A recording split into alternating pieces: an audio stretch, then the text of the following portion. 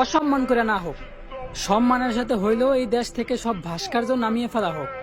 কারণ যদি কারো যোগ্য সম্মান তার মূর্তি বানানোর মাধ্যমেই তারে দেওয়া যাইত, তাহলে 95 ভাগ মুসলিম দেশে 90 ভাগ জায়গাতেই আমার প্রিয় নবীর একটা করে ভাস্কর্য থাকতো। আর যদি বলেন আপন মানুষের ভালোবাসার কথা, তাহলে প্রতিটা সন্তানের কাছেই তার বাবা মার একটা করে মূর্তি তো অবশ্যই থাকতো। কারণ মা সন্তানরে নিজের পেটে রেখা দীর্ঘ 10 মাস নিজের সাথে যুদ্ধ করে, আর বাবা সারাটা জীবন সন্তানের জন্য এই দুনিয়ার সাথে যুদ্ধ করে মরে। তাই শহীদ হোক 1971-এর অথবা 2024-এর, যদি তাদের প্রতি আপনার মন থেকে শ্রদ্ধার ভালোবাসা থেকে থাকে, তাহলে নামাজ শেষে মুনাজাতে তাদের জন্য 2 ফোঁটা চোখের পানি ফেলান। বিভিন্ন জায়গায় মূর্তি বানাইয়া অথবা ব্যাকগ্রাউন্ডে স্যাড মিউজিক দিয়া ফেসবুকে স্টোরি দিয়া না।